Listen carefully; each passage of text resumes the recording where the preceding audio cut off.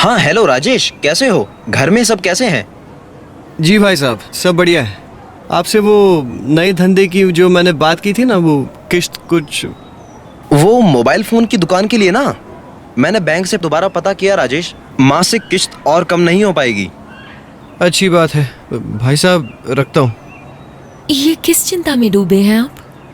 कुछ नहीं रेनू, दुकान शुरू करने के लिए जो किस्त का अनुमान मैंने तुम्हें बताया था और जो भाई साहब ने बैंक से पूछकर बताया था, उसमें तो बहुत अंतर है।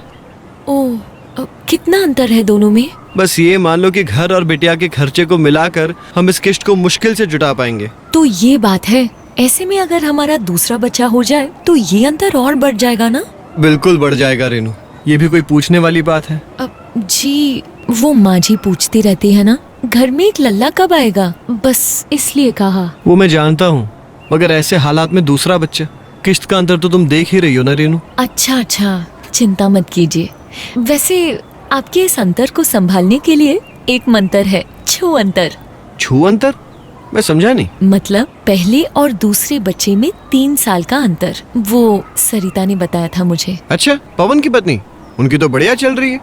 मगर रेनू, ये छू अंतर हमारे कैसे काम आएगा? देखिए, दूसरे बच्चे में अंतर रखने से हम दुकान शुरू कर पाएंगे, जिससे हमारी आमदनी बढ़ेगी, और जब हम तैयार होंगे तब दूसरा। बात तो बिल्कुल सही है, सही समय से सब हो जाएगा। जी, और 3 साल का अंतर रखने से मेरे और दूसरे बच्चे की सेहत पर भी अच्छा असर होगा, ऐसा सरिता को डॉक्टर जी ने बताया। समझ रहा हूँ रेनू, और सोच रहा हूँ कि शहर वाले भाई साहब का भी एक ही बच्चा है अभी तक, दूसरा लाने में जल्दबाजी नहीं कर रहे। पर हमें करनी चाहिए। डॉक्टर जी से मिलने में उनका पता और नंबर सरिता से लिया है मैंने। वाह रेनू, ये तुमने बहुत अच्छा किया। कल ही बात करता हूँ, दोनों साथ जाएंगे। नमस्ते डॉक्टर जी, हमारी 1 साल की बिटिया है, पर वो घर वाले एक लल्ला को जल्द लाने की बात करते हैं, मगर हम अभी दूसरा बच्चा नहीं चाहते। ये तो अच्छी सोच है आपकी।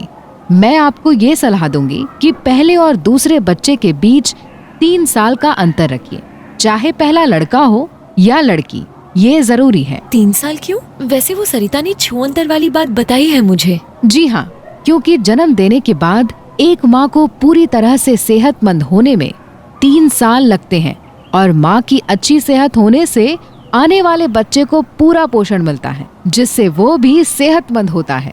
समझ गए डॉक्टर जी, मगर हमें इस अंतर को बनाए रखने के लिए क्या करना होगा? आपने गर्भ निरोधक साधनों के बारे में तो सुना होगा, बस दोनों मिलकर एक उचित साधन को चुनिए और इस्तेमाल कीजिए। जी डॉक्टर जी, साधन जैसे कि नसबंदी? जी नहीं राजेश जी, उसका समय आएगा, लेकिन दूसरे बच्चे के बाद। अभी साधन इसलिए ताकि दूसरा बच्चा सही समय पर हो, समझे राजेश जी?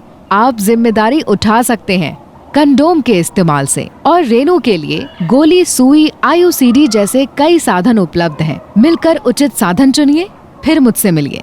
अच्छा डॉक्टर जी, आज आपने हमें बहुत कुछ बताया। थोड़ी चिंता कम हुई है, हम मिलकर उचित साधन चुनेंगे। और आपसे दोबारा मिलेंगे। धन्यवाद डॉक्टर जी।